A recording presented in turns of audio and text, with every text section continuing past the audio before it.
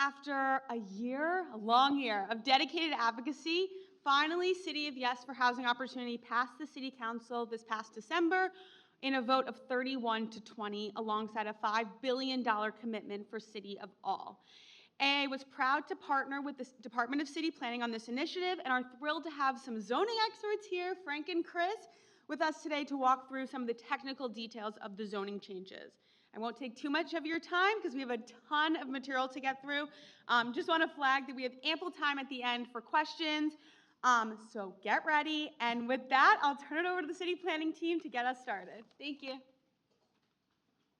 All right, let's see. Can everybody hear me? Does that work? Great. Wow. Okay. This is a good setup.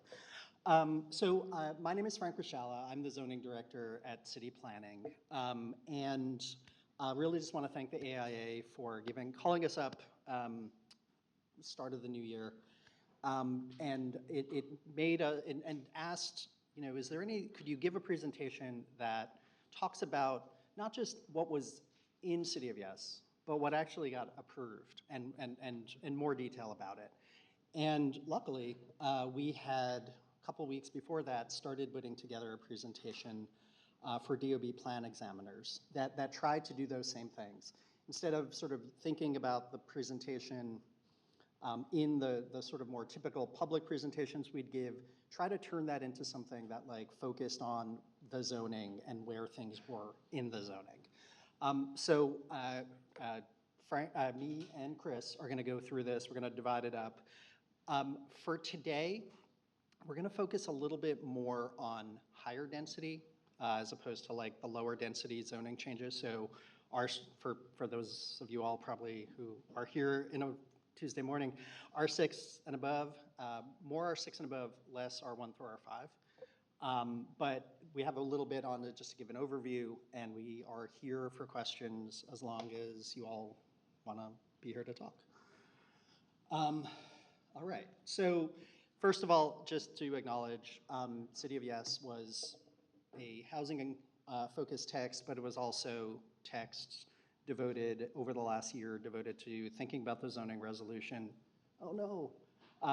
for environmental considerations, trying to think about the ways that zoning was making it harder to decarbonize the city.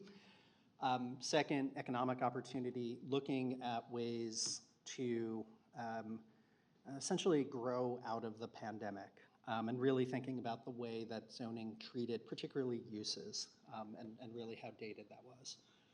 So in total, this was the biggest series of changes in the zoning resolution essentially since 1961. So it's been a lot.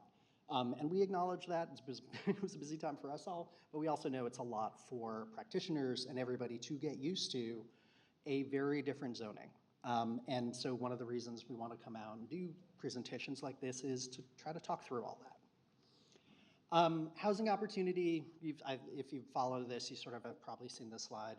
The general idea was look at the zoning resolution in all of its aspects and try to think of the ways that zoning is making it harder to build housing, and think about trying to find ways to build housing across the city, not just in a neighborhood by neighborhood rezoning approach, but thinking about the city writ large. What that led to, of course, was the largest zoning text amendment since 1961. 1,400 pages when you printed it out. I hope you didn't print it out because there's so much paper wasted if we did that. But in those 1,400 pages, there's a lot of zoning changes. Most of this is going to be in residential bulk. As we're gonna talk through these things, we're gonna call that 23, Article 2, Chapter 3. But the general idea is, even though there are 1,400 pages, they're about a quarter to a fifth are really located in that chapter. Essentially, the chapter was rewritten in all of its aspects. What we'll talk through today is trying to use the sort of general framework when we had been doing this presentation in the public, is break it down into changes that were predominantly about low density districts, changes then about medium and high density, parking, which of course cuts across all districts, and then some other more specific topics that similarly cut across all. We'll divide it up. I'll do low density really quick. Chris will then focus on medium high density. I'll do parking, and then Chris will come back for other citywide changes. Sound good? Yay, all right. So this part will be short because I think we just wanted to highlight a couple things in here. A lot of the changes in City of Yes for Housing Opportunity really did focus on low density zoning districts.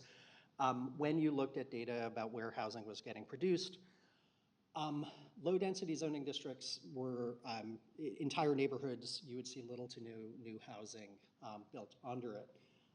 And one of the things that we were wanting to try to do is make sure that housing was possible in places where, we say you could do a two-family building.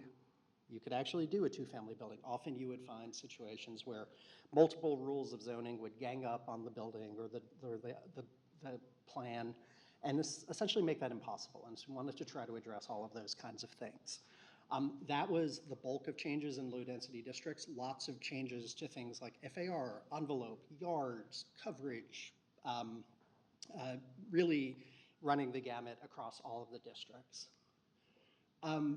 The other thing that this tried to do just really quickly was tried to both allow you to build something that you were told you could build, but also try to get people who are in situations where most of our low-density housing stock predates the zoning, and we were trying to make sure that there were not zoning rules that all of a sudden were making you non-compliant or even sometimes non-conforming. Try to think about those situations and give people who own a house the ability to do things with their house. And the other thing, it's kind of something that I think we've all learned over time, and you probably experience even more than we do.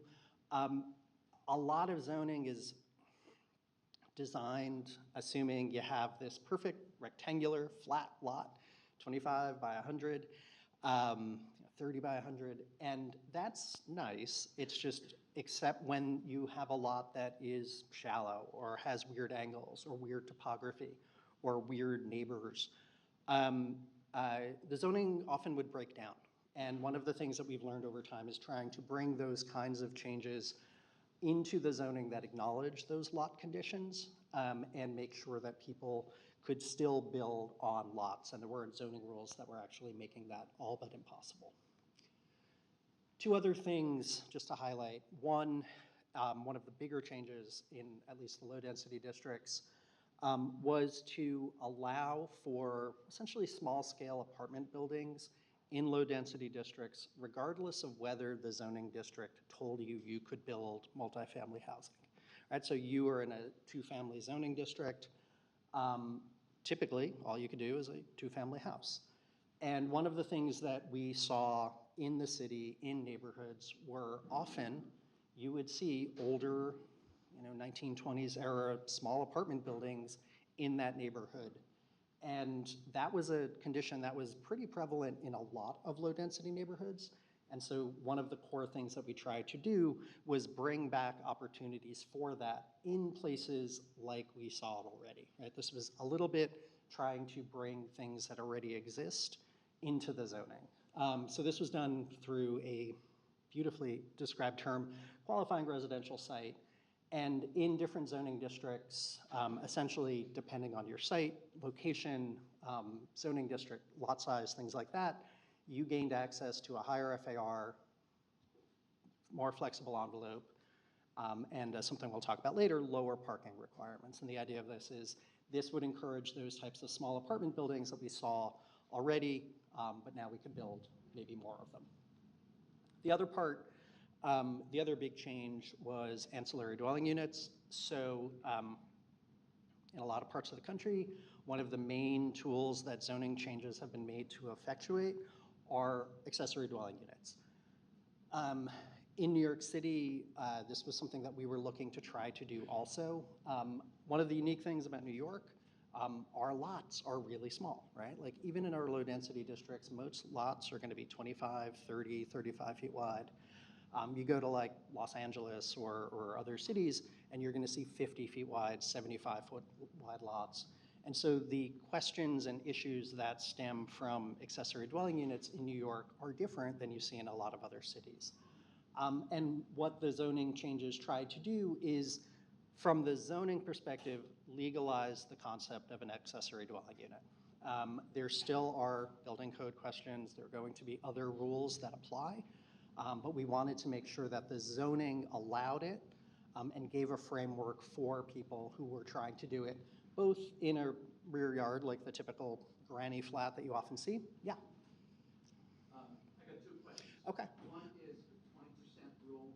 Is that the required rear yard, or excuse me, the 30% rule, that the floor area can't exceed 30% of the rear yard? Is that the rear yard or the required rear yard?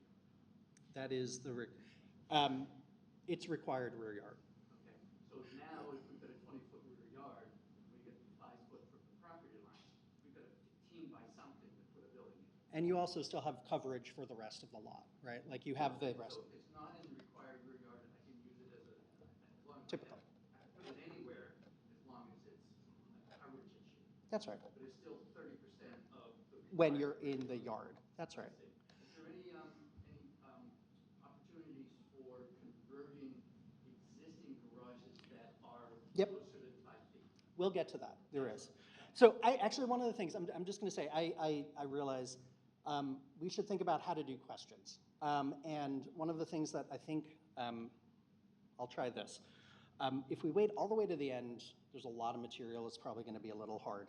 So maybe we have those natural breaks, low density, medium, high density parking, and other. Maybe at each of those, we'll take a pause and answer some questions, just so we don't have to wait all the way to the end, and you don't have to sit there hearing me. Oh, hey, well, yeah. Will we get access to this spec? Is this available through this website, or? I can share with Yeah, you. that's fine. Yeah. There's, yeah, it's very little secretive in the public zoning. There are a number of rules about where they can locate, limits on their size, limits on their location. But the core thing is, even in things like a single-family district, like an R1 or R2, or even a two-family district, you have access to an additional unit on the lot. There are different rules that are going to apply to different types of ancillary dwelling units, but you do have access to them. I'll pause for a sec. So this, I will say, this was our shortest part. There's a lot less detail in this. There's I don't think I included a single zoning section. So I acknowledge, and this part is a little short. The others are going to be a lot longer and a lot more detailed. But if you have any questions on low density, we could take them, and if not, we'll jump into some bigger districts. Yeah. Isn't there a concession at the end that ADUs would not be allowed in certain far-reaching areas? Yeah. Yeah. I mean, I think. Is that on the map that you showed? Yeah, that's right. Can you just put it, so Sure. where are they not allowed?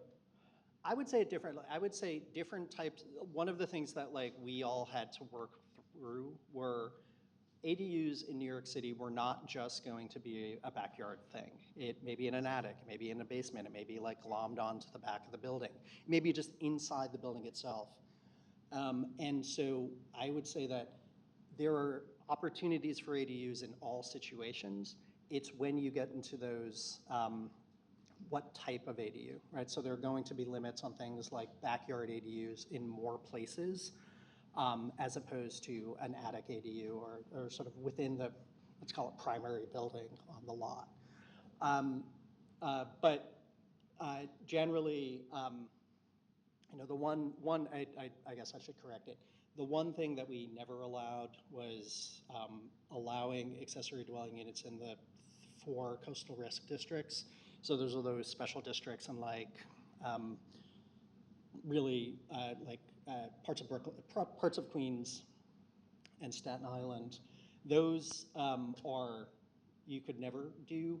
But then in places like coastal and inland flooding areas, you'd be able to do, say, for example, an attic or within the primary structure, but you wouldn't be able to do one in a basement or in a rear yard, right? So there are different types that have restrictions in different areas. But I think one of the things that we would say is before housing opportunity, you can do them anywhere. essentially, right? Like you didn't have a backyard opportunity, you didn't have the use regulations, the parking regulations, the floor area regulations to do it. There are limits that like were put in place over time through the process, but there still are many opportunities for them, and I think that gives people the opportunity to try this out, right? We may learn that like some of the restrictions that were put in place maybe don't make sense in 10 years, and that's okay. We may realize that something should be thought about a little differently. That's okay too. The zoning changes, but this is, in best description, our sense of the summary of where you could do different types. Yeah.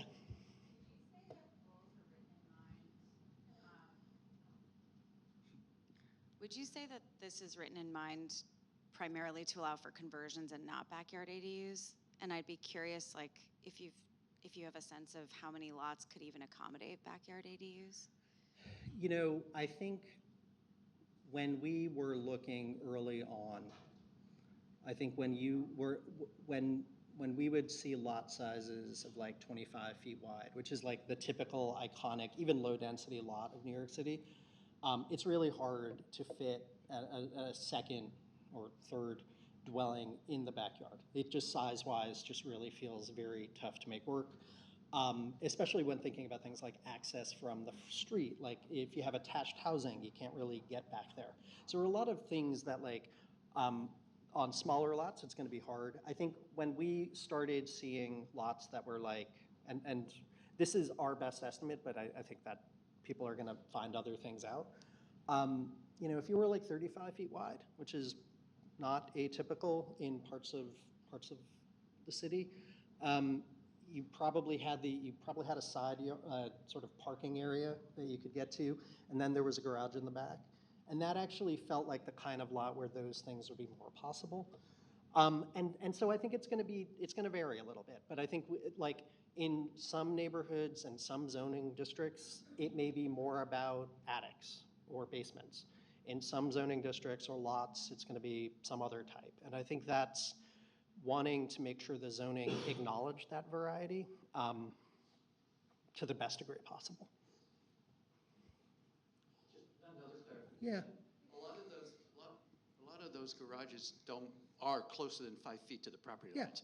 Can you just convert it, or do you have to like move it? You can convert it. And we'll talk about non-compliance in a bit later. Hi.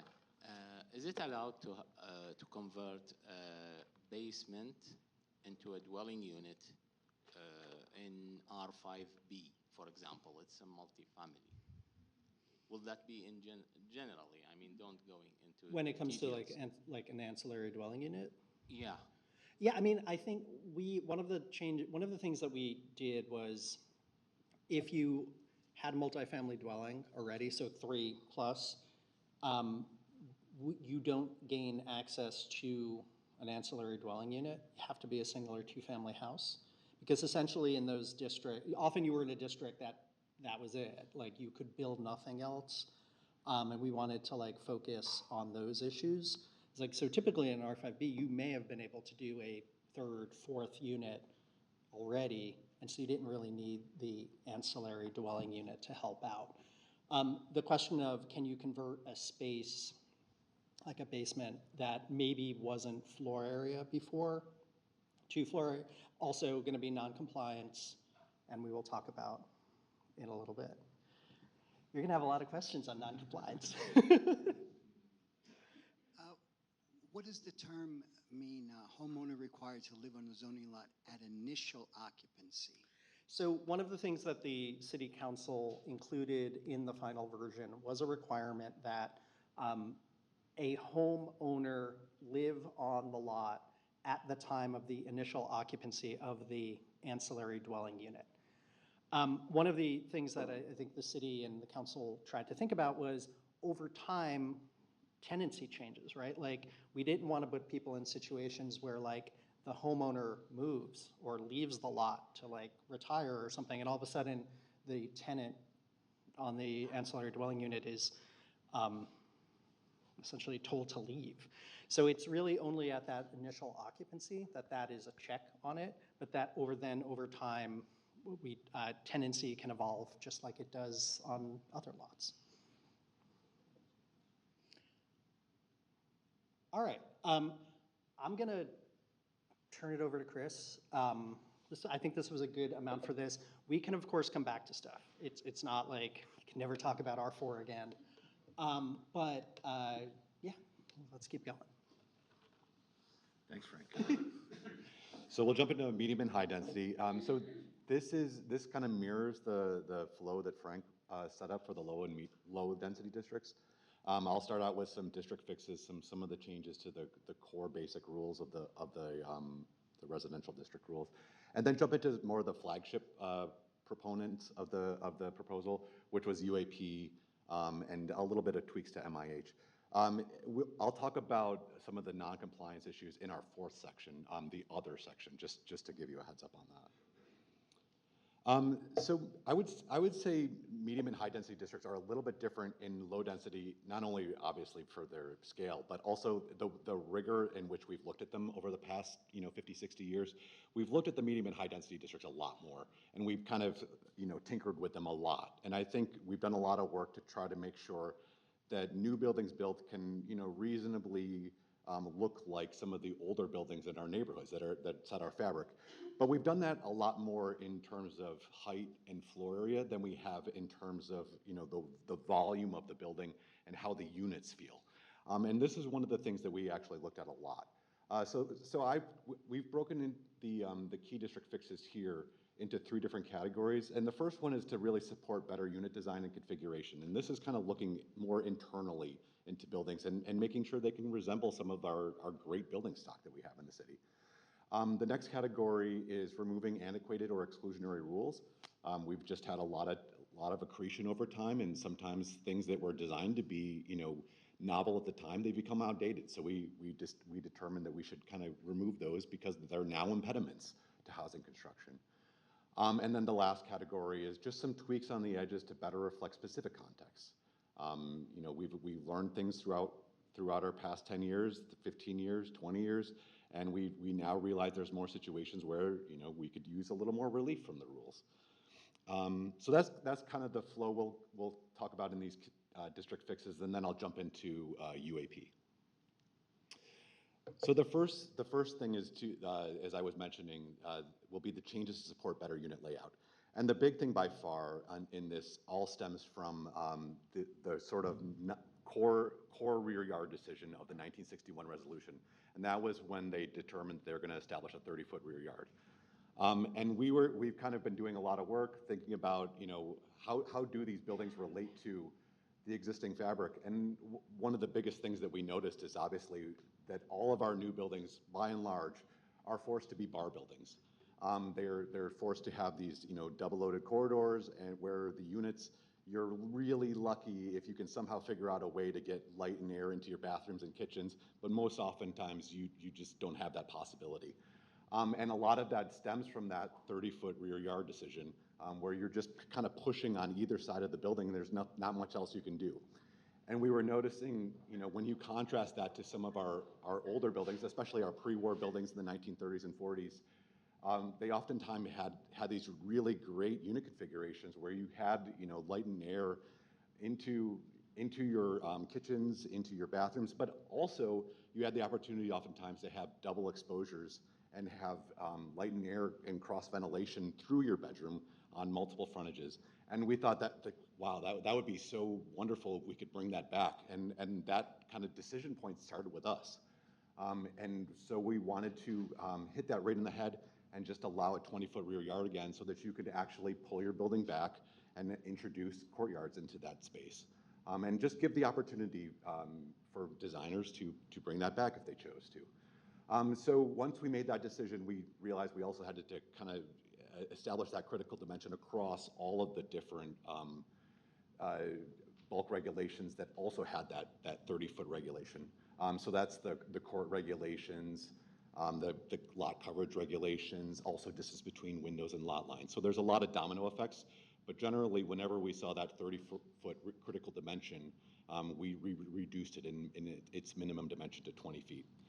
So that rises, that sort of is a volume, that 20-foot rear yard, you can have that up to a height of 75 feet. So you can really almost mimic the scale of those pre-war buildings. Above a height of 75 feet, that's when it will revert back to a 30-foot depth again. And it's the same for the courts. The minimum dimension of the inner court is now 20 feet up to a height of 75 feet, and then it reverts back to a 30-foot court. The changes to lot coverages, specifically interior lot coverage, it mimics this, so it's going from a maximum of 70% to 80%, just to facilitate this. And then one thing to note on this rear yard in particular is that once you get, it only activates once you have a minimum dimension of 40 feet. So if you only have a 25-foot wide lot, you still are stuck at a 30-foot deep court. That's a city council mod. We were fine with it because we weren't trying to accommodate railroad apartments. This is really the sort of larger pre-war buildings that actually had the courtyards and that had the double exposures. So that's kind of the intentionality behind that. And these are the key sections you'll see these changes in. If you kind of geeked out on some of the previous zoning regulations, you might realize that this is a lot different structuring than how they used to be. We're kind of happy with this, in that you can kind of sequentially go through all the different parameters that affect the building footprint, and they're kind of in sequential order now, rather than kind of jumping from 2315 to 2340s and 50s to 2370s and 2380s. They're all just kind of one after the other now. So you'll find the rear yard requirements in 23342. The rear yard equivalents, this is doubling it, so it's reducing from 60 to 40. That's in 23344. The court regulations follow 2334, so they're in 2335. This is where you'll find that reduction in minimum dimension. The maximum lot coverage is the section right after that. That's the increased interior lot coverage. And then distance between buildings and lot lines follows in the next two sections after that.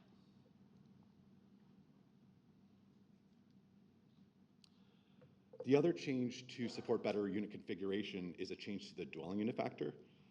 So this will allow folks to, if they wanted to have a new building that was almost entirely studios, we wanted to try to facilitate that.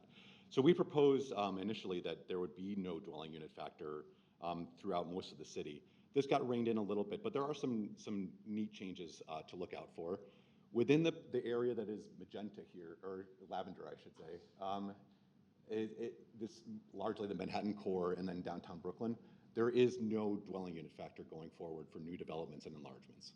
So you could have a new development that's exclusively studio apartments in this geography, which is great. Gives more opportunity, more options. In the area beyond that, developments and enlargements will still be at a maximum dwelling unit factor of 680. But the big change is for the low density districts. I mean, that's a great change for all of them. It's kind of universally 680 beyond that geography. So it's a lot simpler, a lot more equalized. The other caveat to that is there are some exceptions for conversions. So in the same lavender geography, any conversion from non-residential to residential will not be subject to dwelling unit factor. And then beyond that geography, conversions from community facility uses to residences are not subject to dwelling unit factor.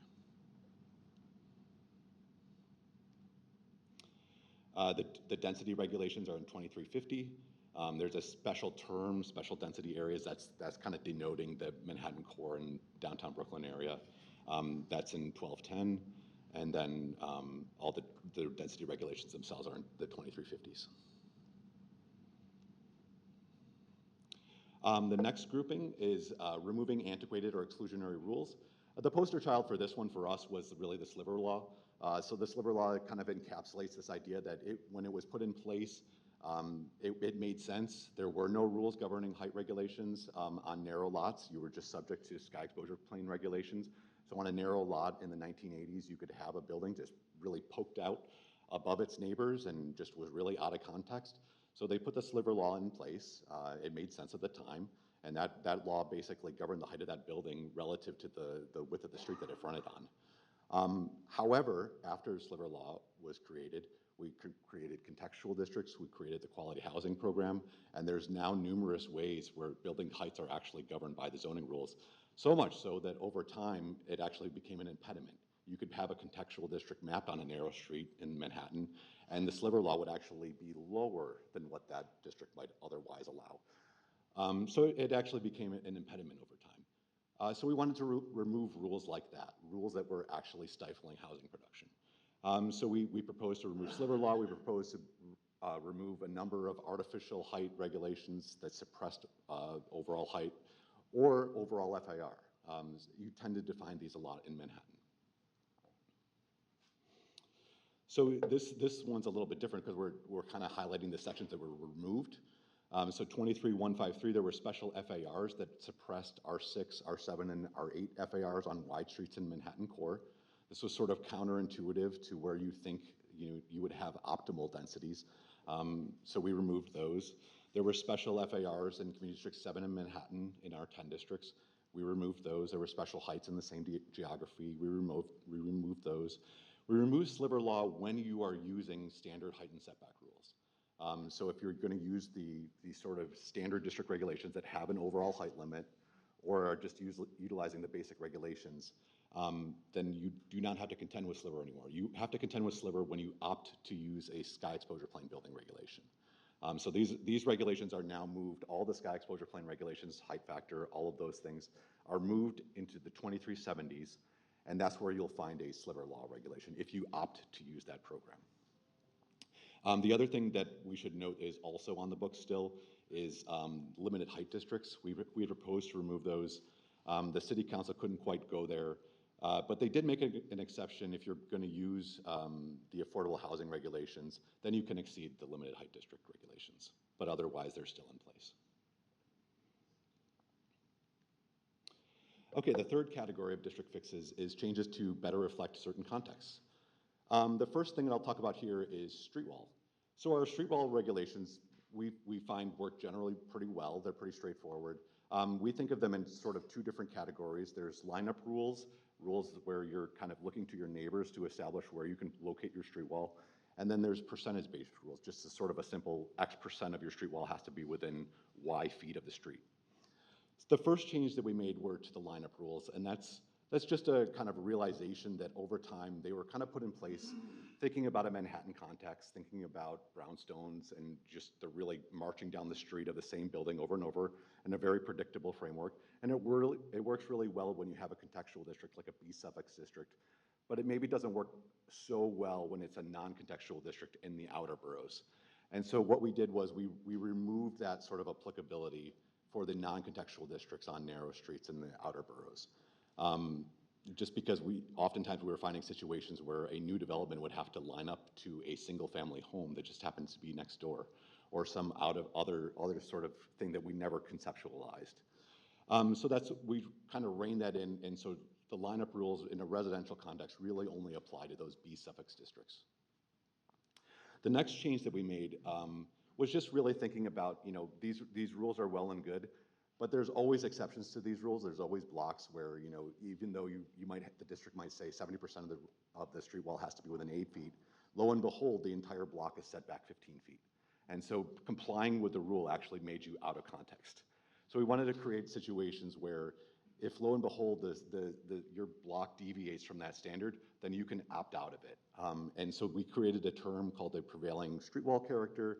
You can kind of determine your situation of your block front, and if a majority of the buildings do not conform to that street wall rule, then you can use a different rule. The other things that we changed were just sort of realizations that we had over time that we just wanted to introduce and just allow people to opt out of their standard rules. The first thing that we made a caveat for is large zoning lots. Once you are a lot over 40,000 square feet, we realized that you're basically half the block. Maybe you don't need as rigid of a street wall rule. You're sort of establishing your own context at that point, so we relaxed the rules in that situation. A similar situation is when you're fronting on transportation infrastructure, like an elevated rail line or a highway. You don't need a rigid street wall rule there. We want you to actually have the relaxation to pull back if you want to. So we relaxed the street wall rules in that situation as well. The third situation is just historic districts. In some special districts, we've created text over time that allows people to match base heights, like increase a maximum base height or decrease a minimum base height to to match a neighboring building in a historic district. We thought that was a great kind of principle, and we wanted to introduce it more globally. So whenever you're in a historic district, you now have that flexibility to match your neighbors. So that was changes to street walls. The next slides are changes to the overall height and setback regulations, and they're sort of in the same spirit. So the first thing we did in non-contextual districts, we created a term called eligible site. And on these eligible sites, we established very specific criteria that if you opt into it, you get a lot more flexible envelope, an extra 3, 4, 5, 6 stories, depending on the district. And what the general idea of those criteria are is the first grouping of them establishes parameters for what we call irregular sites. And these could be sites that are too shallow, too deep, have irregular angles to them, or irregular topography. So sort of the classic scenarios that we see where people, previously might have opted into a sky exposure plane building or a height factor building just to have more relief from the quality housing rules. We thought that we didn't want to steer people into those programs. We would just want to create a more flexible envelope for them to accommodate the higher FAR that was typically associated with the quality housing program. So under these eligible site rules, if you are those irregular sites, then now all you have to do is just have a standard base height and then the much more flexible overall height limit. So irregular sites are one category. The other category that we've created is for, again, transportation infrastructure adjacent frontages. So if you're fronting on an elevated rail line or fronting along a highway, you also gain access to these rules. So that's the changes for non-contextual districts. In contextual districts, we did a similar thing for transportation infrastructure adjacent frontages. We've dropped the maximum base height, and we've increased the overall height by 1 or 2 stories, depending upon the district. These are lessons learned from places like Jerome Avenue Special District, where we did that sort of treatment, or even baseline districts like the C44Ella district in Brooklyn. It's sort of bringing citywide some of the changes that we've realized over time. Beyond those very specific parameters, we've also done a couple things.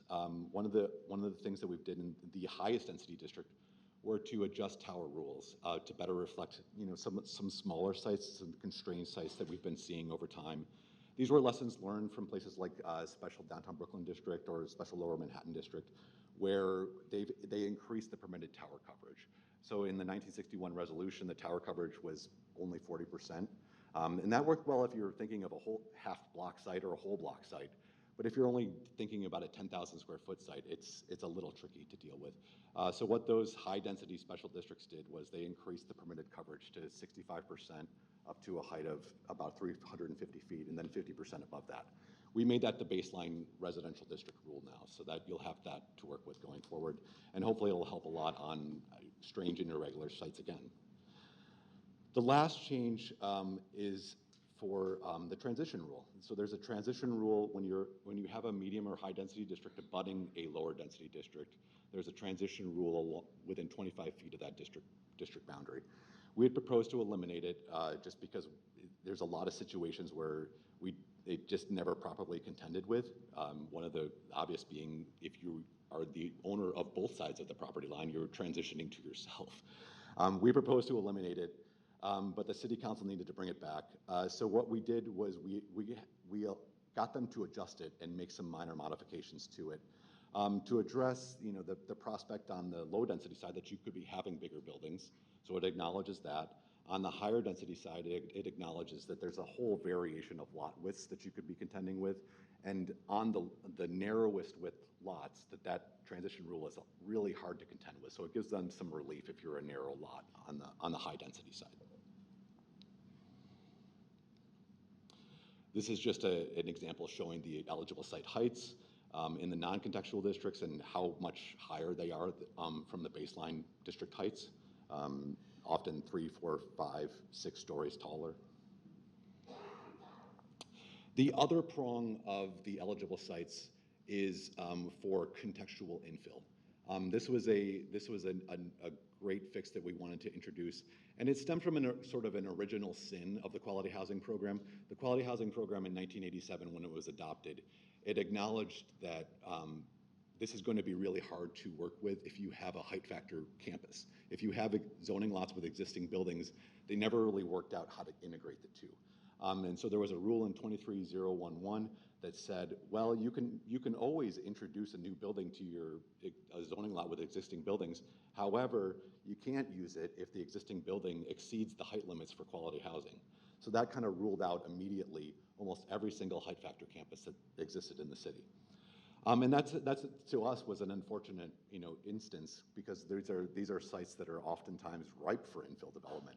So we wanted to address that mixing issue, and by eliminating the rule and creating a third prong to the eligible sites to use those more generous envelopes.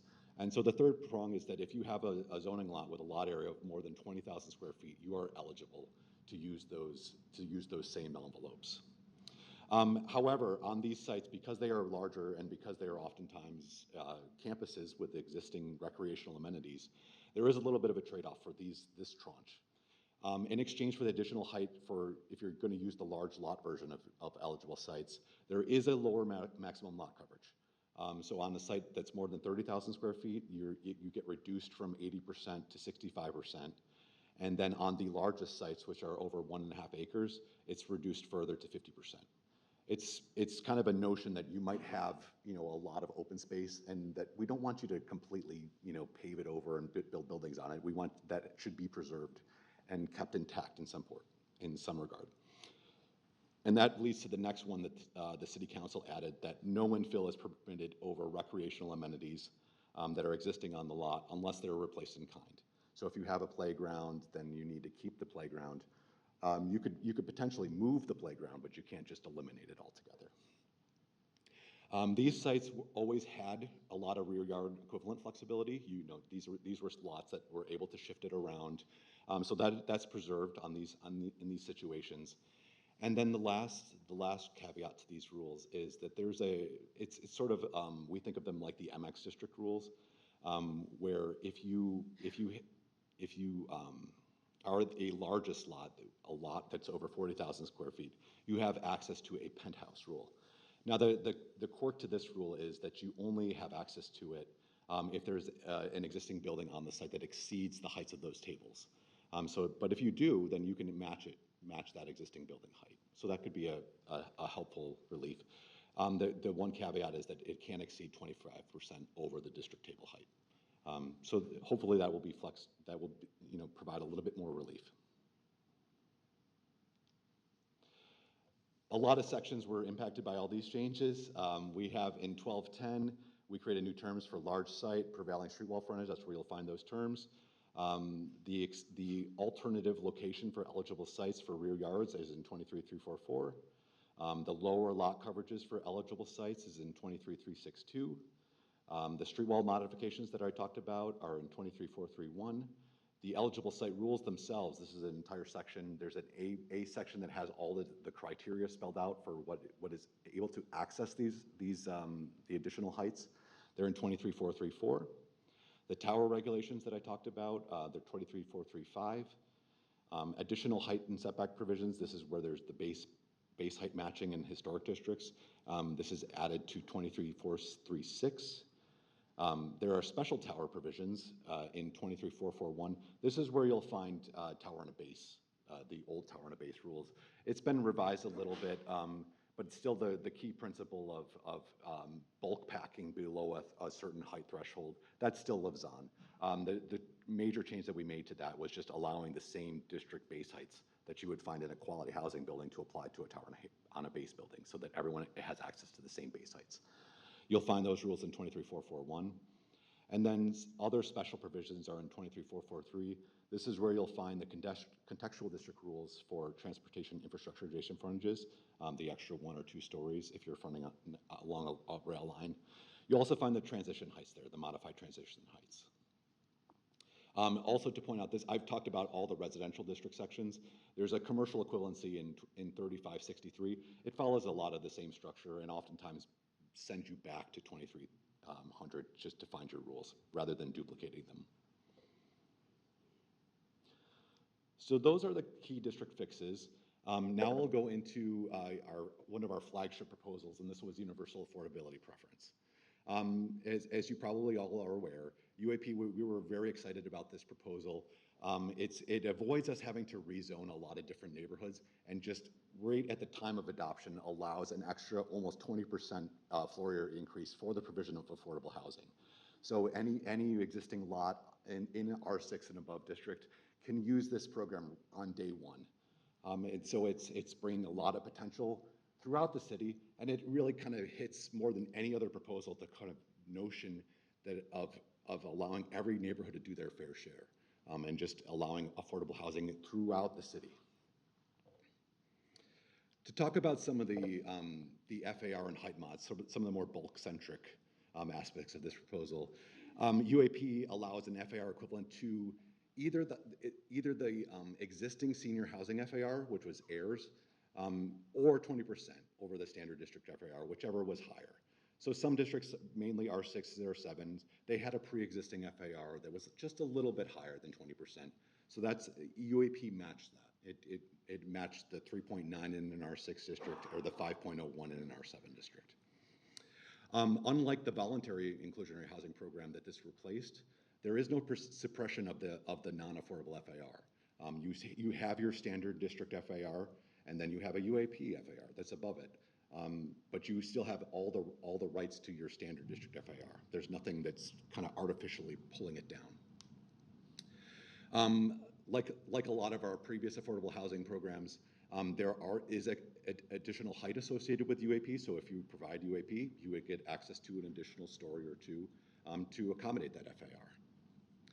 UAP replaces the voluntary inclusionary housing program. So there was an IHDA program, the Inclusionary Housing Designated Areas program. They were on Appendix F in the zoning resolution. There was also the R10 program. This is replacing both of those programs. But MIH continues to apply, and the FARs and heights are generally aligned between the two programs, just to make it easier to, from the architect's perspective, to just know that if you're in an R6 district, this is kind of the FARs that you can kind of reasonably assume to be in place, whether it's UAP or MIH.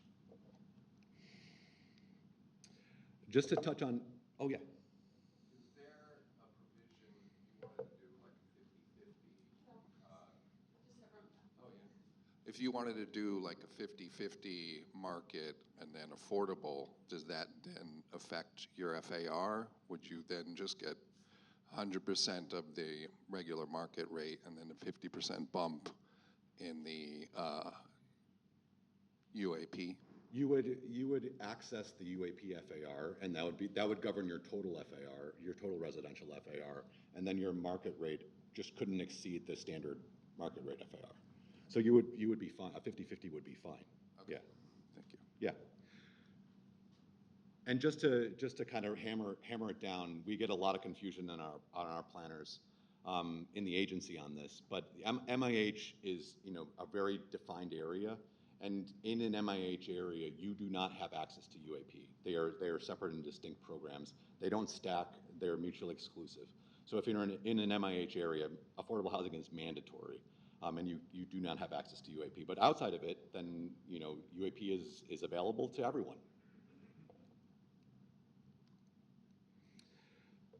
Just to make mention of it, we didn't have a lot of changes to the mandatory inclusionary housing program, and this only goes in place when we do a major rezoning in an area or a private application comes to us to propose a rezoning. There were a few changes though, and one of the major changes was that option 3, which is the deep affordability option, this is now a standalone option available. Previously, it had been required to be put in place with option 1 or option 2. Now it is a standalone option that's available. The second change is that we tried to align all of the MIH FARs and heights with the UAP FARs and UAP heights, just to make it more user-friendly for everyone working with these regulations. Because having a separate FAR regime for MIH, a separate FAR regime for UAP, a separate FAR regime for heirs or affordable or senior housing, that would have been just such a nightmare. So we tried to make them sort of universally the same. So the sections where you'll find these rules, we created a new defined term, qualifying affordable housing, and this is an umbrella term that has UAP development and MIH development under it. So when you get into the FAR sections or the height sections, you'll oftentimes see these are the FARs for qualifying affordable housing or qualifying senior housing. And it's just meant to be a lot more user-friendly and able to, once you are unlocking these terms, then you'll find your FARs for them. You'll find the FARs themselves in 2322. They are all the residential FARs. There's separate columns for standard residences and a separate column for qualifying affordable or senior housing. And the height and setback section works the same way. They are all within the same section, 23432, and there's separate columns for standard residences and separate columns for qualifying affordable or qualifying senior housing. Height factor is not compatible with UAP, so if you want to use height factor, you're kind of pulled out of this framework, sent down to 23732, and there's no real pathway to integrate sky exposure plane buildings in R6 through R9 districts with UAP. Frank will talk a little bit about the residential parking rules, but there are separate parking rates for qualifying affordable housing as well. It kind of prolongs that reduced parking rate for them. And one of the bigger changes that we made was pulling all of the administrative rules out of the bulk section. So you don't have to kind of wade through all of the affordable percentage rates relative to AMI in the actual FIR section anymore. They've been pulled out and sent to 2710, where all of the administrative rules will now be. So it's kind of grouping all of those percentages that were previously in the FIR section and all of the administrative rules that were in 2390, pulling them out, grouping them together, and putting them in 2710, just to try to give more breathing room to the 2300 chapter itself. I've talked a lot about some of the underlying district regulations, but obviously, because we have so many specialized FARs and envelopes in the ZR, we had to kind of bring UAP and its mindset throughout some of the special area rules, like the waterfront chapter, and also many special districts that had already bespoke FARs and bespoke envelopes. And when we encountered that, we always tried to make sure that UAP was a viable option, that you always had a viable envelope to work with, and that if you were in a special district that had a bespoke FAR, that you had a UAP FAR that was roughly 20% more than that, and that had an envelope that it could accommodate it. So this is just showing an example of the FAR section. You see two different columns. This is the column for standard residences on the left, and then the column for affordable housing and senior housing on the right. So hopefully it's pretty simple to work with, all in one section, just either or. It's not a bonus. We haven't written it like a bonus. We've written it like there are two different FARs, and your standard residence can exceed the standard residential FAR. And then if you're providing affordable housing, you unlock that higher FAR. And the height regulations work very similar. You have a minimum base height that's kind of cuts across, and then your standard residences have their base height and overall height, and then affordable housing, senior housing has their base height and overall height. Yeah. Is this actually in the zoning resolution? It is, yep. Any other questions on, yes? I have a question, if you could go back to the slide before. Yes. Often you see qualifying affordable housing and qualifying senior housing getting the same bonuses, but you don't talk about the density factor. And my understanding is that the density factor gets eliminated only for senior housing. So how do you reconcile the additional height and bulk with the requirement of the density factor? The density factor is just, so I did have a slide on that earlier on. Let's see. So the density factor is just determining the number of dwelling units in your building. It's not capping your development rights at all. I understand that. And so in this special geography, in the Lavender area, that's where you have no dwelling unit factor going forward. Beyond that, you have the same factor of 680, and that cuts across. Yeah, you're totally right. It's whether you're doing standard residences, affordable housing, you are subject to that 680 dwelling unit factor. Senior housing is exempt from that because it was exempt from that. Can you talk a little bit about the minimum unit sizing then? We have no minimum unit sizing in the zoning. No, that's not applicable anymore. It hasn't been applicable for a while. There was a, you know. In ZQA, we eliminated a minimum dwelling unit size, but that's been gone for almost 10 years now. There's rules in design regulations that when it is a HPD project, there's oftentimes, minimum sizes associated with that. And there's minimum room sizes in other codes, but nothing in the zoning. Yeah, with the 20-foot rear yard requirement. With the 20-foot rear yard requirement, with zoning, what happens with the building department or the building code? Doesn't the building code require a 30-foot light and air requirement? I don't believe so, but I'm not. DOB is issuing a Appendix U to the 22 building code to address all of these issues. Appendix U starting June 25th goes through every one of the ADU scenarios.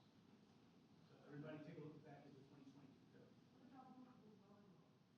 I think multiple dwelling law, there's a special exemption for New York City zoning resolution for, they have their rules, but for New York City, they exempt us from their rear yard rules.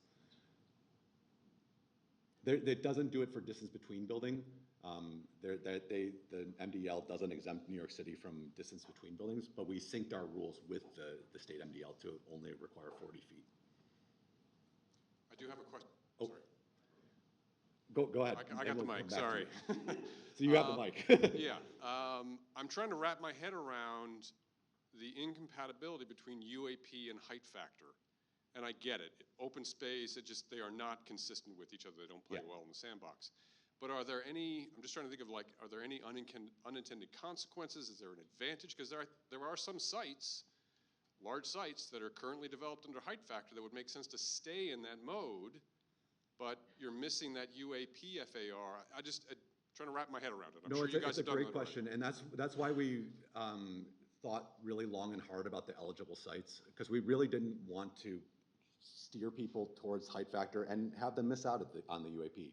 So that's why we really tried to make sure that the eligible site framework could hopefully cover a lot of those situations, whether it's an irregular site or whether it's a site next to infrastructure or whether it's just a large site over 20,000 square feet. They have that pathway now. Is that what the penthouse rules kind of allow you to match those heights? So it's sort of two-pronged. Everyone has access to these heights in this table. And then the largest of sites, those over 40,000, they have access to those penthouse rules in addition to these heights. And they can match an existing building on the site. But if you're just a 20,000 square foot lot that's clear and you're in an R72 district, you now have 155. And that's not all that different than what you could probably achieve under height factor. Yeah. And you don't have to deal with open space ratio. You don't have to deal with all of those rules. And you don't have to deal with the suppressed FAR either.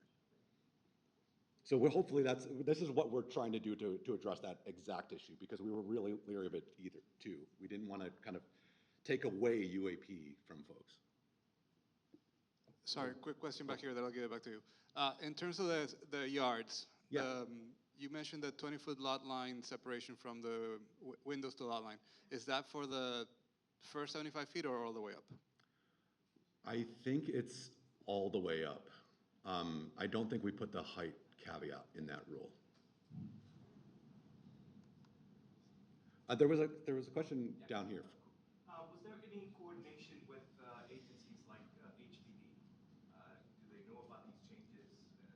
There was a lot of coordination with HPD, yeah, for sure, especially on UAP. And there was a lot of coordination thinking about this framework based on their lessons learned, but also based on the new tax program and wanting to make sure that this aligned well with the tax program. Yeah, I asked because obviously they have term sheets Yep. that our clients have to sort of manage and figure out. Yep. And many of these term sheets dictate certain unit things. Yep. So we couldn't typically do like an all studio building. Yeah. For our clients. So. one of the things, just to anecdotally, one of the bigger changes that they've learned based on their term sheets is one of the things that UAP introduces is income averaging, and that's a big change. So that rather than having folks just a very specific tranche, it has to average at 60% AMI, and that's a kind of a nice change that they're very happy with, and so that should be. For the change in the infill rules on the penthouse regulations, is that still the 33% for residential before it becomes a story? Over 33%? I'm sorry, William, I'm not familiar with. So a penthouse is less than 33%. It is not a zoning story. I see. Yeah. So we call it colloquially the penthouse rule, Right. but it's not really, it doesn't have to be a penthouse, and it's not actually called that in the zoning resolution. It's just an additional height of beyond the table heights. It's not, it doesn't literally have to be a penthouse. It's just sort of an additional story or additional height beyond it. We just kind of, it's a bad habit. We just call it the penthouse rule in DCP world. Yeah, sorry. Yeah, sliver law is not actually in the zoning either, but we call it sliver law because it's just for narrow lots. Yeah. Could you clarify the 20-foot rear yard? Yeah. Transition 30 feet at 75 feet? Yes, it's so 20 foot up to 75 feet, then 30 feet again beyond that. Yep. And it's only for lot widths greater than 40 feet. If you're an attached building, if you're detached, then it's just, you have access to it, the 20 foot. Any other questions on medium and high? Are you going to cover deductions? Yes, yep, that's in the fourth section, yep. Like the old quality housing ones? Yeah. Yep, yep.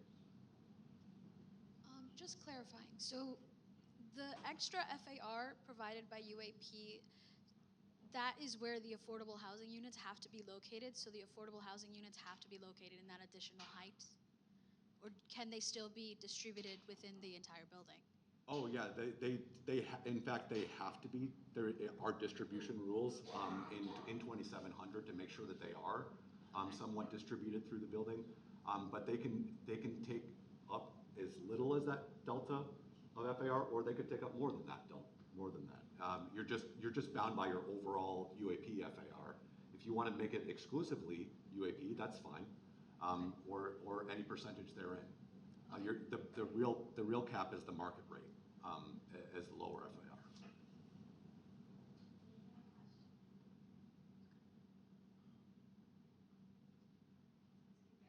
All right. Forward you up. All right, so now we're talking about things that actually do cut across all residential zoning districts, and actually, to some of this, actually cut across all zoning districts. Now we're sort of citywide. If you followed along with Housing Opportunity as it was going through public review, one of the things that, one of the big things that the press sort of focused on was originally proposed was to have no parking requirements for residential developments anywhere in the city. That's what we proposed.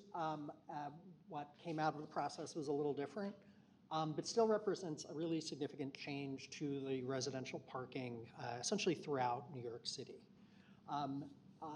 And is broken down sort of essentially into like a series of different geographies in the zoning itself. So the first thing I'll say is today, or before Housing Opportunity, if you were in the Manhattan core or what was called the LIC area, you didn't have a parking requirement for residential. We didn't change that. That still is the same. What increased essentially that is what's called the inner transit zone, that area in purple, sort of essentially most of northern Manhattan and the portions of Queens and Brooklyn along the East River. And in those areas, you also no longer have a parking requirement for new development. The outer transit zone, so these are going to be areas essentially along transit lines beyond the core and the inner transit zone. You're going to have fairly significantly reduced parking requirements for housing. You'll still have some requirements, particularly on large buildings, and we'll show some examples of that in a sec. But it is a pretty big reduction. And then in the area in the zoning called beyond the greater transit zone, that's going to be the area in gray. Essentially, parking requirements are fairly similar to what they were previously, with some changes here and there to try to bring some consistency across zoning districts, and trying to, and I'll talk about this in a sec, acknowledge some of the things that the proposal was trying to do for, say, for example, conversions, or those things I was talking about earlier, ancillary dwelling units, qualifying residential sites. So some of these, even within this framework, special rules apply for certain types of housing. So even if you're in, I'll use the terms just zone 2 and 3 for simplicity, I was running out of space, outer transit zone and beyond the greater transit zone, you still, even though you have parking requirements for, let's call them standard housing units, you have no parking requirement if you're doing an ADU, and you have no parking requirements if you're converting a building to housing. That was a pretty significant change. There often were lower requirements for conversions, but this now removes the requirement entirely. If you are doing one of those things I talked about before, a qualifying residential site, you waive out of parking for housing as long as the building has up to 75 units, and that can be in zone 2, the outer transit zone, or even beyond the greater transit zone in zone 3. Affordable housing has no parking requirement in the outer transit zone, zone 2, and a fairly low requirement beyond that. I'll show that in a second. Just, it sort of depends on the zoning district.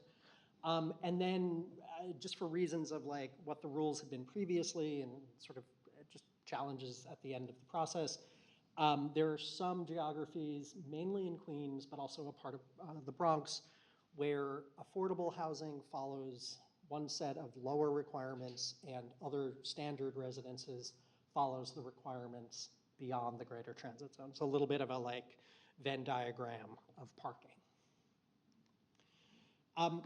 One of the other things is, so that is really talking about moving forward if you're doing a conversion or a new building. There also are allowances to remove previously required parking.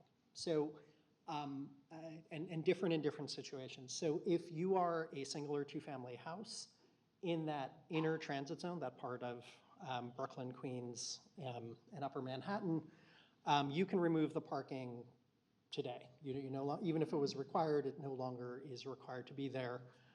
If you're a multifamily residence, or if you're beyond that geography for any housing, you have to essentially come to the City Planning Commission, and in further, sort of the further out you go, also the City Council to remove previously required parking. So these are two discretionary actions. These also look to allow developments that actually still do have a parking requirement to lower or remove those requirements. Those two actions are meant for all of those types of situations. Another thing, kind of small, but like can be important, in the Manhattan core and LIC, all parking can be used as public parking. It's sort of the idea of the zoning resolution is this, if you're not required to provide parking, if you do, it should be a resource not just for that building, but really for the neighborhood as a whole. And that idea was brought into that inner transit zone. And so even in residence districts, if you have parking, accessory parking, you can use that as public parking. There's no limit on the time period that you can rent the spaces out for. Beyond that area, so if you're in the outer transit zone or beyond, you can rent any spaces for periods between a week and a month. So a little bit more flexible beyond 2, but really it's in the inner transit zone where all parking can be public. And this more is a thing that like speaks to lower density districts, but there was this cavalcade of low-density parking floor area exemptions that like melted many people's brains. They sort of made sense if you looked at one, but if you looked at all of them together, it sort of felt insane. And all of the zoning tried to like simplify this down into a single exemption for parking and make that a little more consistent. So these are charts that are in the zoning today. And I wonder if I can do this. Can I do this? Wow, okay, all right. So this is gonna be in the outer transit zone. That area is called zone 2. And then this is beyond the greater transit zone in zone 3. And these are generally how they work. You'll have your requirement for standard residences. That'll depend on the zoning district. You'll have your requirement for various forms of housing that we talked about, right? Affordable housing, senior housing, ancillary dwelling units. They'll have essentially no requirement. And then you have your waivers, right? So if you ever had to deal with parking in the old zoning, you'd find out you had a percentage requirement and you'd be like, oh, that's what I have to do. And then if you like, kept traveling down a couple pages, all of a sudden you would see this weird mix of exemptions. And it was always sort of hard and confusing for people to know how they all related. These charts just sort of try to put them all together so you can know in one broad brush what your requirements really are. So to just give an example of like what the changes were in this kind of geography. So let's take R6. So if you were doing quality housing, or just in like an R6A or something like that, your standard parking requirement typically would have been 50%. So this is a cut of that number in half. And that's fairly consistent across most of these, where the general requirement, even for standard residents, sort of was cut about by half. Depending on where you were, that R6 probably didn't have a requirement for affordable housing. Depended, but like it usually was not required. But the other big change are the waivers. And so in R6 tended to have a 5-space waiver. So 50% requirement, 5-space waiver. Once you did a 10-unit building, you were gonna have a parking requirement. If you did 9 units, no parking. When you do the math now, with a 25% requirement and a 15-space waiver, essentially you can do 59 units and not have a parking requirement, which is a big difference, right? So that means most typical buildings in these districts are not gonna have a requirement any longer. Large ones will, but it does give flexibility for the more typical smaller site developments that we see in the city. In the beyond the greater transit zone, the chart gets a little more complicated, mainly because it has to deal with what previous rules were for things like senior housing. But again, you're going to have your requirement for standard residences. And so you can see, let's take that R6 just for simplicity, 25% here. When you're outside the transit zones, you're gonna be 50%.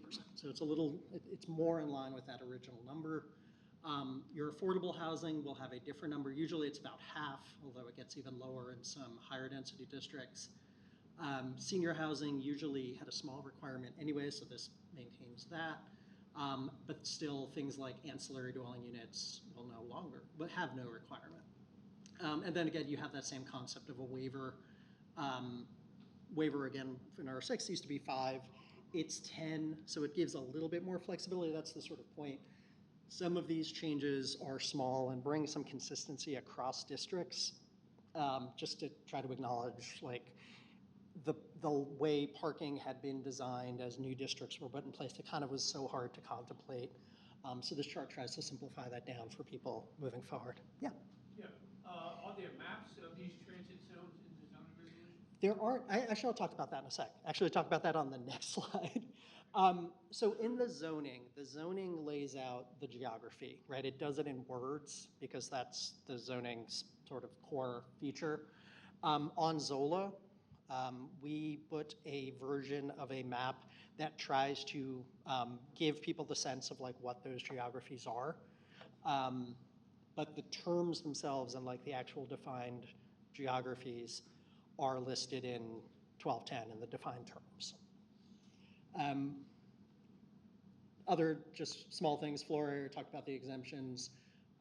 They're now consistent, so that's mainly about a low density issue. There were some small changes we made in Manhattan core and the LIC area, just sort of just cleanups and clarifications that we've learned over time. But the big changes really are going to be in 25-21. That's going to be the inner transit zones, parking requirements. 22 is outer transit zone, and 23, essentially everywhere else. And then the rental periods are later in 25, which is the residential parking, residence district parking sections.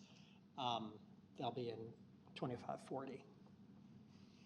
So most of the conversation during public review was about residential parking. There are a couple of small things that changed essentially for non-residential parking. So just want to highlight those to you. Houses of worship in most zoning districts didn't have a requirement before CHO, but it did, particularly in some low-density districts and in low-density commercial and low-density manufacturing districts.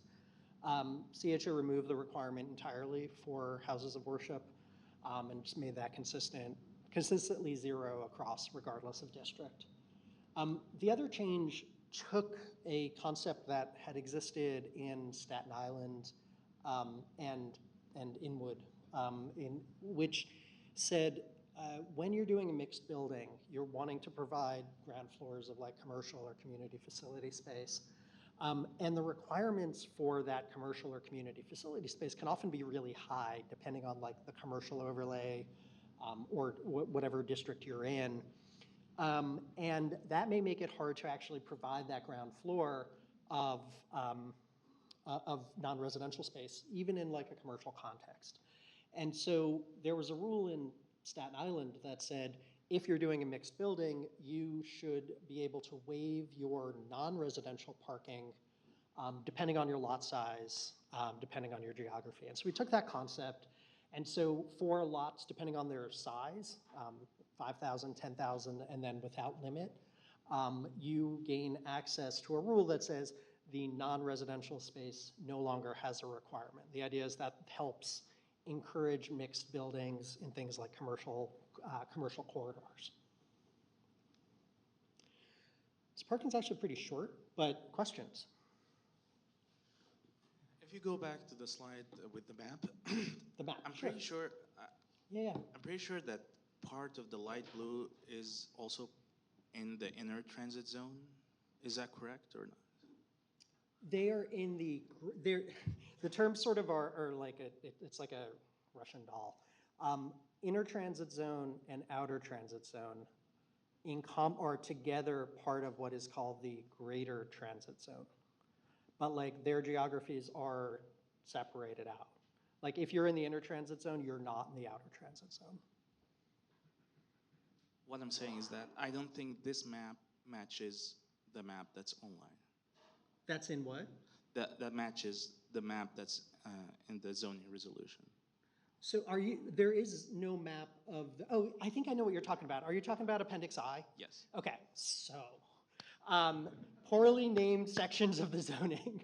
Appendix I was a map called the transit zone. And before CHO, it's a great question, sorry I didn't understand it.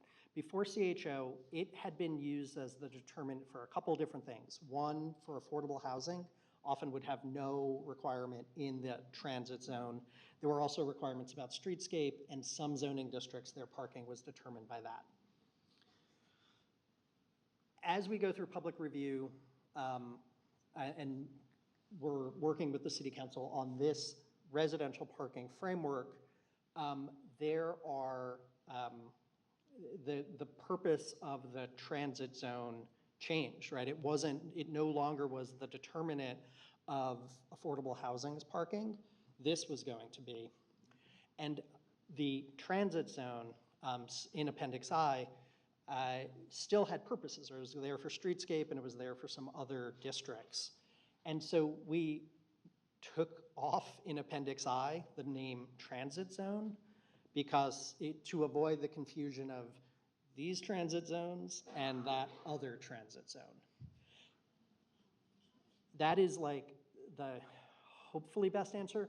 And then to make it more confusing, just at the end, this is something why we think the map on Zola is helpful, because it tries to like address this.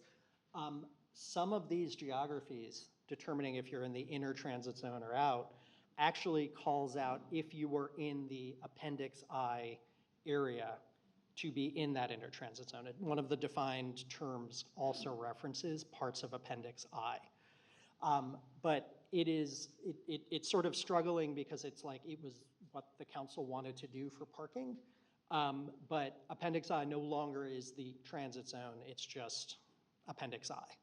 And that change is made on Zola too. It's like there's the parking geographies and then there's Appendix I, and it doesn't have a name outside of, it's an appendix. So Zola is the reference for the inner transit and outer transit. It does yeah, I think it does the best job that we could to describe it. I think one of the things that we've tried to acknowledge is the words in the zoning, right? They often talk about things like within a half mile of a transit station.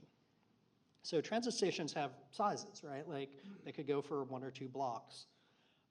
The map that's on Zola right now just assumes the station is a centroid, right? And then measures a half mile from that. There are going to be situations, we've tried to make clear to everybody, where the map on Zola may not be the full breadth of what the outer transit zone is. Like there may be a block on the edge because the station itself is a couple 100 feet long that may be in the outer transit zone. And that's something we're working with, we're trying to work with the MTA to make a better, like I guess you would almost call it higher resolution version of the transit maps, to really try to get the zoning words as aligned as possible with a map on Zola. So there was a slide that said that all parking could be used for not specifically related to the building, right? But when you have your C of O, it'll say parking for 23 spaces accessory to the building. So do you have to change your C of O or? It shouldn't, because that was true before, right? So if you had 23, you say you had a building, it's a 46 unit building, had a 50% requirement, you needed 23 spaces. 2540 would say how you could use those spaces.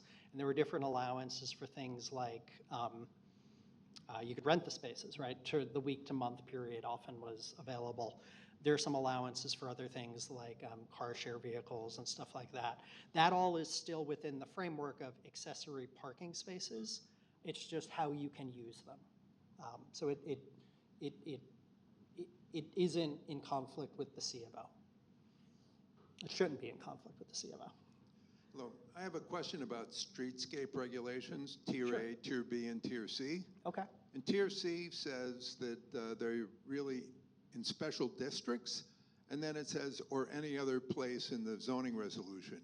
What does any other place in the zoning resolution encompass? Sure. So just for full context, streetscape was a thing that was part of the second of the City of Yes, so it was zoning for economic opportunity.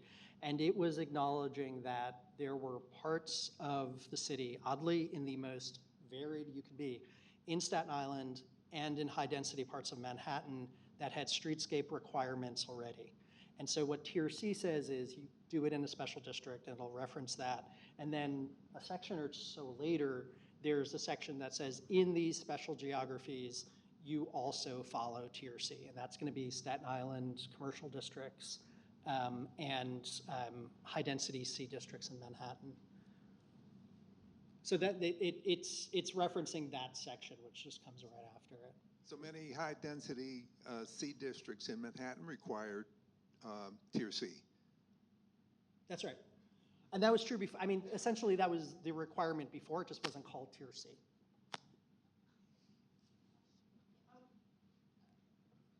There was an interesting two-liner on slide 35 that houses of worship are not required to have parking anywhere in the city. A few churches would be interested to hear that. Are they going to go away, the parking spaces, or is this just a new development? I think one of the things there are places where, I mean, R6 and above districts didn't have a parking requirement for houses of worship before CHO, and people would provide parking if they thought they needed it. That parking was permitted, but they could also remove it. And I think that concept was one thing that we wanted to bring into all the districts, which is you could have a house of worship where their congregation drives to the facility. They're not going to want to remove their parking, right? Because that is how they operate. But there are also some that had to provide 10, 20 spaces even though no one drove to it. And we wanted to make sure that people had the ability to make that choice themselves and not have the zoning be the thing that said, you've got to keep this parking moving forward. So for residences, if you're removing previously required parking, you have to come to the City Planning Commission. If you're a house of worship and you want to remove your parking that was previously required, you can now just do it. But your average citizen cannot. Okay, I don't work for church, but I live near it, and I'm interested in seeing those parking spaces disappear. There's an incentive to get rid of them. I mean, yeah, I mean, I think it becomes the question of, does the house of worship want to keep those spaces? If they don't want to, that space becomes available, and some of the changes Chris talked about campuses and things like that may actually help those sites become housing. And so one of the things that one of the groups that really were interested in thinking about their sites for housing were houses of worship, and trying to think about how they could provide housing on their sites, because they felt there were situations where they had to provide this parking and no one used it, right? And so this is an attempt to help them out. But those are going to be choices made by individual house of worship over time, right? It doesn't force them to remove it, it just allows them the opportunity. Can they be converted to public parking? In a residence district, I don't think so. In a non-res district, I think you could have done. You could do that same sort of week to month, I think. In commercial districts, I think you could do it. In res districts, I think you could do up to a week to a month. I have to look. That's a good question. Maybe I'd just say it this way. CHO didn't change anything of that. It just was what the rule was previously. Are there other initiatives in the zoning resolution to help out the faith-based houses of worship? I think maybe we'll, as we keep going through more, I mean, I think the things about campuses, the things about qualifying residential sites were the first step. The parking changes were a second step. Conversions is going to be a thing that when we get to it, and actually some of the non-compliance stuff too, that will also be useful. But again, it's going to depend. One of the things that I think we were acknowledging is every site is going to be different. Every decision that people are going to make is going to be different. And we wanted to just give people the opportunities to do stuff, but not everyone will, or they may not do it for 20 years, and that's okay. Going back to slide 32, the allowing the conversion of residential to public parking. What's the thinking behind that? And is there a process that an owner would have to go through to do that conversion? So the thinking is essentially taking the concept that was in Manhattan Core and LIC already, which said if you were providing parking, you should be able to use it as a resource beyond your lot, right? And the most efficient way to do that is say you could provide it as public parking. You could essentially rent it on an hourly or daily basis. And since taking that concept of in the places where we don't have a requirement, we want to give people the greatest flexibility to use that parking beyond that site for other uses, we brought that concept into the inner transit zone because we're removing the requirement there too. That's sort of its core thing. From the zoning perspective, no. All you have to do is follow 2541. I think the thing that you often do have to do is public parking is required to get I was going to say DCA license, but it's no longer DCA. There's a workforce, I'm forgetting the name of the agency, but they have a license for public parking facilities, and you're gonna have to get that, right? If you ever look in one, they have like the posted rates, and they'll also say like they have a license. You're gonna need to do that, but there's no discretionary process in the zoning for that. Let's keep moving, just to make sure. Yeah, yeah. Other. All right, I'm back. So this fourth section is not as strong a thematically based set of rules. It's just all the miscellaneous items that we couldn't think of another place to put them, so we just inelegantly put them in other. The first thing I'll talk about is the vestige of the quality housing exemptions. So in 1987, when we created quality housing, there was this great quality housing program, and it gave a series of exemptions and some requirements for recreation space, et cetera. But really, a lot of people think of them for the exemptions for better quality buildings. There were exemptions for when you provided the mandatory recreation space inside, then you could exempt it from floor area. It gave you exemptions for good building corridors. So if your corridor had access to light, or if it had a small number of units, you could exempt half the corridor for each of those, respectively. It gave exemptions for trash rooms and also laundry rooms. So it was a great program. What we wanted to do to it was kind of two things. We wanted to expand it because it was only available for quality housing buildings, and that really left out all of the low density multifamily buildings and also all of the non-quality housing buildings in medium and high density districts. So we expanded it through CHO to all multifamily buildings. We also wanted to address, there was some obsolescence associated with it. They were created in the 1980s. It was really kind of thinking about defensible space mindset. And we wanted to kind of update it to reflect the times and also just make it more flexible and evergreen. So one of the core aspects of it is that we just give a 5% floor area exemption for building amenity. And that amenity could continue to be recreation space, but it could also be more modern amenities in buildings. We're very aware that even in the last 5 years, that has changed a lot as e-commerce has become big. We have a lot of mail package rooms that are growing. In 5 more years, that might not be a thing in residential buildings. We don't know. So we just wanted to give a 5% floor area deduction for building amenities. If you use all 5%, great. If you don't, that's fine too. And it can be applied to the recreation space. It could be applied to other things.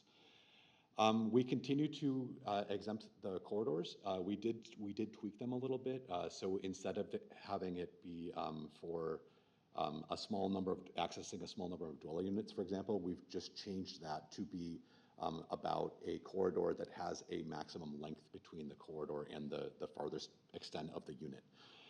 We didn't want to penalize folks that just were providing a lot of dwelling units on a particular story. We also revamped the trash room exemption so that it's no longer kind of pigeonholed to be a trash room on every single floor at 12 square feet per floor. We've given the exemption based on the number of units, and so you can consolidate it in the basement if you wanted to, or you could disperse it through the building.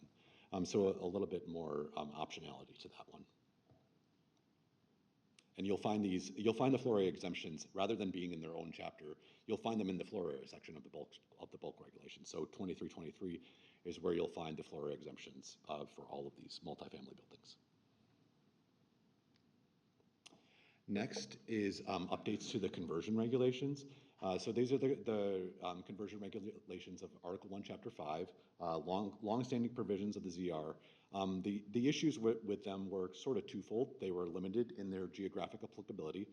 So formerly they were only eligible in the dark purple-ish areas of the city. We've expanded that to be citywide now. So if you have a non-residential building, you are now eligible to use Article 1, Chapter 5 throughout the city. The other major change that we did was change the date of buildings.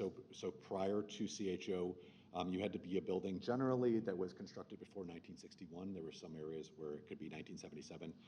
But in all cases, we moved that to 1991 as the eligible date. So if you have a non-residential building built before 1991, you can now use Article 1, Chapter 5 to convert it.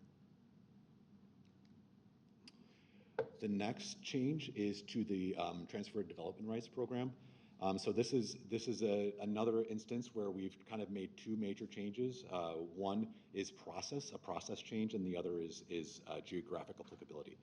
So the process change is simply that prior to CHO, this was all a discretionary action. It was 7479. It was a CPC special permit.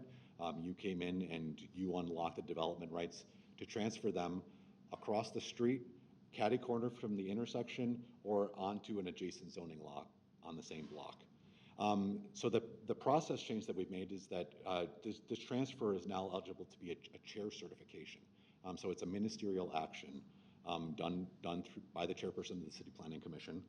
So a lot simpler process.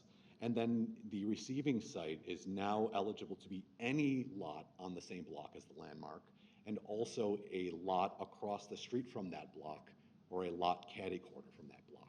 So it's changing the geographic applicability from the top to the bottom. So broadening it quite a bit. Now, while the process changes for the transfer of development rights themselves, hopefully, if you're in a tower district where you could accommodate that, then that's fine. All you need is a chair cert. If you're in a height limited district, it may fit, it may not fit. If you need relief to help fit that, then there's a couple actions that will help you get some bulk modifications. There's an authorization in 7524 that will give you some limited height relief. And then if you need more than that, then the special permit is still available in 7479 to allow greater bulk modifications.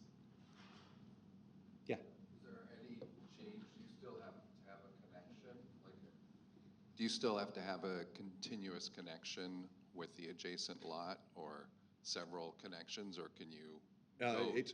No, if you're on the same block, then you can just transfer anywhere on that same block, or to a lot across the street from that block. You do not need the literal chain connection.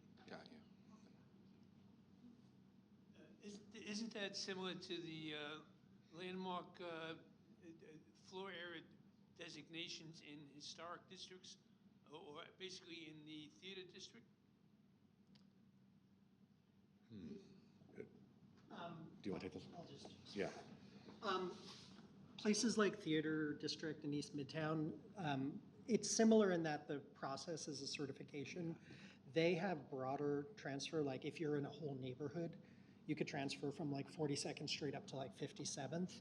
So they were much more permissive, but this was like our attempt to create a citywide version that like was a step ahead of what had previously been there.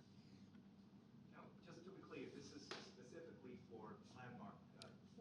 Yep, landmarks. The standard, transfer to be essentially connected. Yeah, this isn't talking about a zoning lot merger.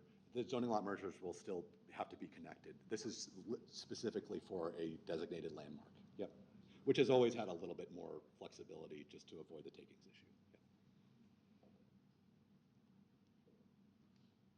Yep. Okay, non-compliances. This is going to be a fun one. So this is what we've been waiting for a little bit.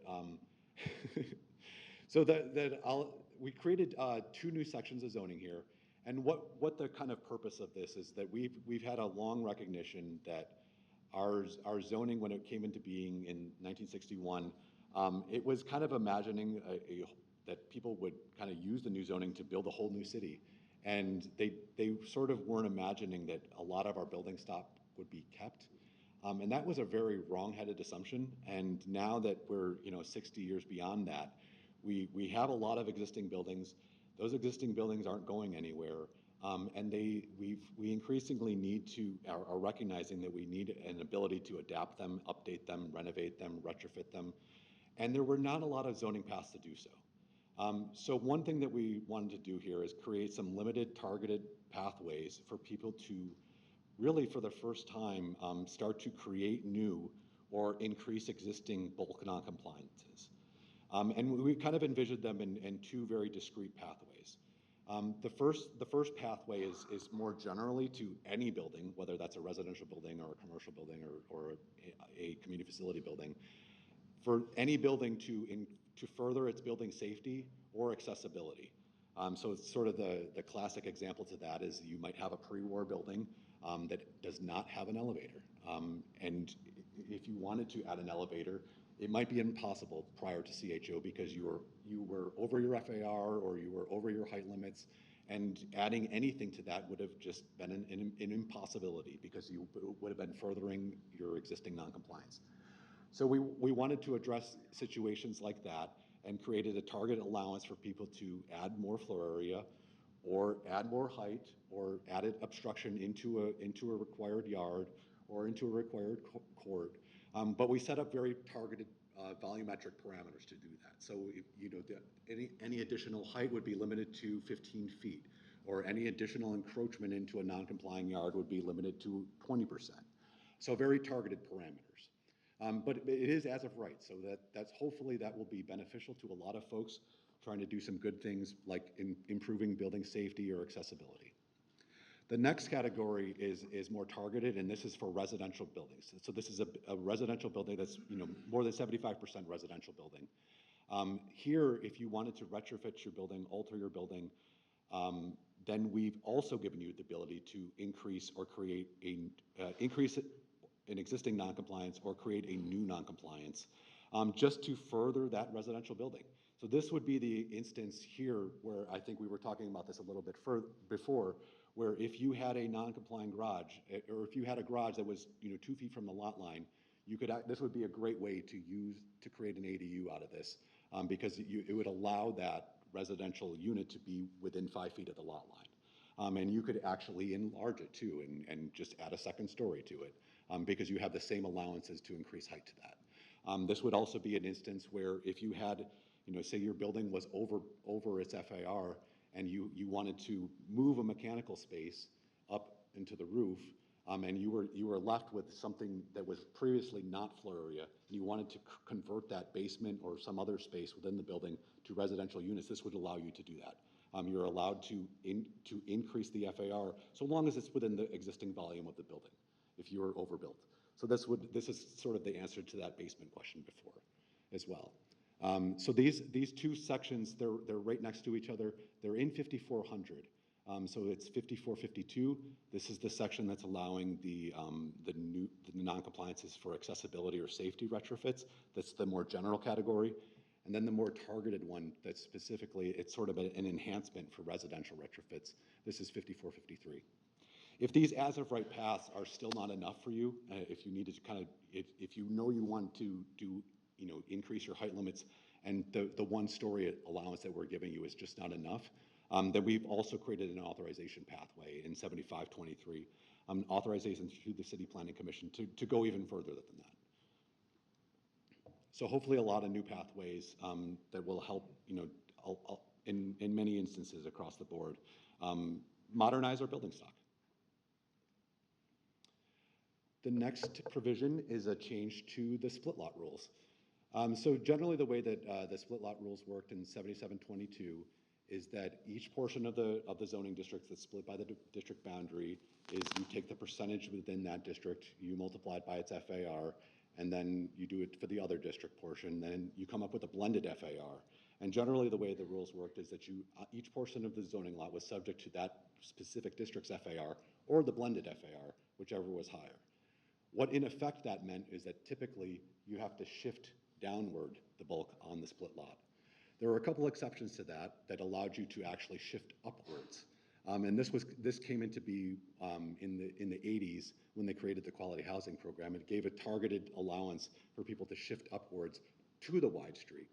And what we did was we extended that allowance citywide. We made that kind of the general rule so that you can now shift upwards from the low density portion to the higher density portion if that higher density portion is on a wide street. And it lets you sort of consolidate your FAR in a place that you would sort of logically want to put it, perhaps, which is on the corner on the wide street, in a district that's oftentimes more able to accommodate more FAR. We tried to create a little more clarity in the way that we define railroad rights-of-way. So we created two new terms, railroad right-of-way and former railroad right-of-way. And we also tried to make a little bit easier process for some of the more smaller sites that are no longer using the railroad right-of-way. So if you are a site that is less than 1.5 acres, we've tried to create a sort of certification process for you, that you don't have to always seek a city planning special permit. We created some new zoning districts as part of CHO. So you've probably heard of our highest density districts. We have our R11 and R12, which have 12 and 15 FAR. These are exceeding what had previously been the FAR limits. And we also created some sort of moderate density versions, R6D, R62. These are going to be at 3 FAR. So they're kind of filling the gap between R6B and R6A, which was about 2.2 all the way to 3.9 if you're using UAP or MIH. So it's kind of plugging that gap and sort of an interstitial FAR. So that's something to keep a lookout for. We are already using these higher density districts in our Midtown South rezoning. We also tried to clean up both through City of Yes for housing opportunity and City of Yes for economic opportunity. We tried to clean up some of our special permit chapters a bit. In CHO, we tried to remove some of the outdated zoning actions, especially when things became as of right. So house of worship parking, that became as of right. So that ability to remove it, so we deleted the special permit. We deleted the special permits for swimming pools in certain instances. And we also tried to do some consolidation and just batching of special permits. So an example of that is we created a single special permit for regular sites. There was a lot of very one-off instances of special permits for certain low-density districts or certain situations. We just tried to consolidate them and make a more general special permit for regular sites that everyone had access to. And that's in 7495 for that one in particular. This slide is just making a notion that we have a lot of special districts and a lot of special areas of zoning, and that we tried to carry out the core principles of CHO throughout all of them. I kind of spoke about that a little bit before in terms of, UAP, for example. We made sure that UAP kind of spread out through all of the special districts of the city, and that it was available everywhere. Same is true of height regulations, same is true of parking regulations. We tried to carry all these principles throughout all the special districts. And then lastly, just making a note that there's a lot of great things in CHO, and folks may not want to vest under the previous rules, but nonetheless, we did put in place special vesting rules. So there's a rule, for example, in 11333 that says if you want to vest under the previous rules, if you get them into DOB, and I think within 1 year, if you have sign off from DOB on that zoning compliance, then you can continue under the old rules. We have similar rules in place if you are seeking special actions from the BSA or the CPC. If you've filed and been approved under those previous regulations, you can continue to proceed under the old rules if you so choose to. And I think that's it. So we can answer any other questions that you have. Yeah. So if you had started a project and, for instance, got ULURP approval, but you hadn't actually filed with DOB yet, and you were essentially going to just follow the City of Yes rules anyways. Do you guys know if you've been educating the examiners on City of Yes zoning changes so that they can review it under that? Yes, we have. Our DOB was one of our first stops on this tour. We created this presentation largely for them. We briefed them in December, and they've had a lot of internal trainings as well, following up on that, going in much greater detail on this. So they are well equipped to understand these rules. And they know this rule too? They should, yes. You didn't speak to any of the shared housing or kind of efficiency, SRO kind of provisions. Where could I find that information? That's actually a great question. It's a good point. One of the things the version of this presentation when we started at DOB, we've sort of added things because we're like, oh yeah, that's right, we should talk about that. Rooming units, generally as a concept, the zoning now allows rooming units and basically says, follow the rules for dwelling units unless the zoning says otherwise, so in different sections. So like dwelling unit factor is a good example. Dwelling unit factor only applies to dwelling units, not to rooming units. Parking only applies to dwelling units, not rooming units. So the zoning tries to like find those places where we were trying to make distinction. But essentially it's like look for rooming units, and that's where the difference will be. But everywhere else, it's assumed to just be a rooming unit. There are also, you're just following the rules that dwelling units had. The other thing I guess I would say about it is like, there are a lot of other rules around rooming units and other codes, but the zoning just simply essentially treats them as dwelling units unless otherwise specified. We should make a slide for that, just because it is a good point. And yeah, I think it's mainly because it doesn't have a specific section. It's more just like the thought process and the zoning moving forward. We'll do that.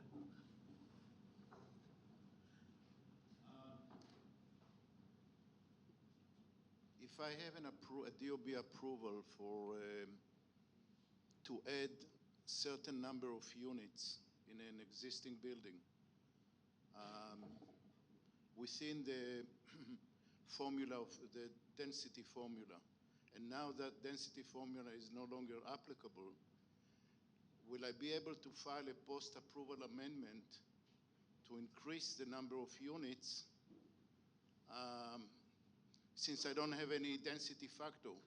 So I can add, if I had per floor, I had 8 units, now I can have 11 units because I'm not bound by the formula. Right. Will that be possible? In other words, the DOB examiner may object to that, but since construction is not started and permit was not obtained. Right, you're not an existing building, right? That's sort of your point. Yeah, I mean, I'll say it this way. Without knowing the specifics of the individual situation and where exactly you are with DOB filing or construction, if you're in a situation where a new building could have not had a dwelling unit factor, and if you really haven't started construction, you should be able to do that too. No, let me clarify. The building is an existing 8-story building, and we are modifying the second floor from community facility to apartments. But because of the density factor, we could only add 8 units. But now, since we don't have the density, I can have more studios and have more apartments. Now, this was approved for 8, but will I be able to go to a post-approval amendment and have 11 units instead of 8? I think the specifics will matter, but I think you should be able to. Okay. Without knowing the specifics, I can.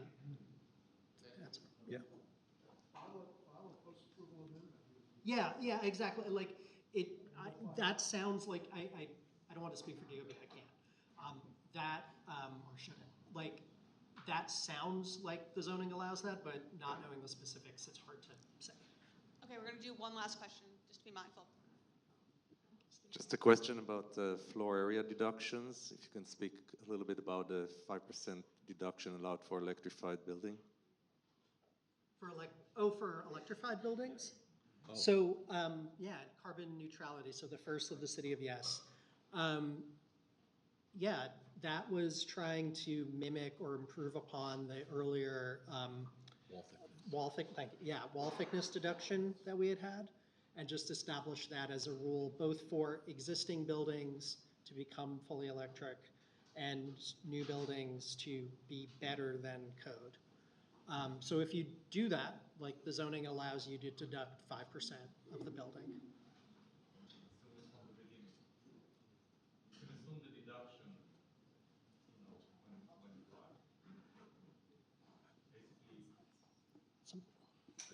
You can assume the deduction on the zoning analysis when you file, before you can go through or need to go through the energy department. Comply with the requirements that are there, either the fully electric or the ULEB. But assuming you're going down that path, yeah, your drawing should assume, just like any other deduction or exemption, you can file for that. Great. Thanks everyone for spending your morning with us.